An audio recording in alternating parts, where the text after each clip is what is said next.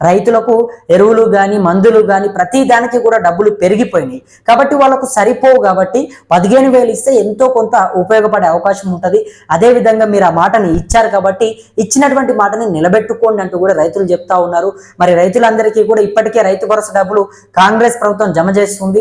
అయితే BRS party గతంలో ఒకటే విడతలో వేసింది, కానీ కాంగ్రెస్ పార్టీ మాత్రం విడతల వారీగా 3 విడతలు పెట్టి ఆ 3 విడతల్లో కూడా దాదాపు 9,000 కోట్ల రూపాయలని ఇస్తామని చెప్తా ఉన్నారు. ఇంకా శాటిలైట్ సర్వే కూడా కాంగ్రెస్ పార్టీ చేపట్టింది. ఈ శాటిలైట్ సర్వే ద్వారా ఎవరైతే పంట సాగు చేస్తా ఉన్నారో వాళ్లకు మాత్రమే రైతు భరోసా డబ్బులు వేస్తామంటూ కూడా చెప్పింది. అంటే గతంలో మాత్రం రాళ్ళు రప్పలు చెట్లు గుట్టలు వీటికి అప్పుడు ఫస్ట్ దఫాలో ఇచ్చినటువంటి రైతు భరోసాలో రాళ్లకు రప్పలకు రోడ్డులకు చెట్లకు గుట్టలకు అన్నిటికీ కూడా కట్ చేసింది. తర్వాత ఇప్పుడు రెండో దఫాలో ఇచ్చినప్పుడు మాత్రం మొత్తం కూడా ఎవరైతే పంట చేయట్లేదో ఎవరైతే పంట పొలాలు బీడుగా ఎవరైతే వేసారో వాళ్ళందరికీ కూడా ఈ రెండో దఫాలో కట్ చేసారు. మరి మూడో దఫాలో ఏం చేస్తారు అనేది వేచి చూడాల్సినటువంటి అవసరం ఉంది.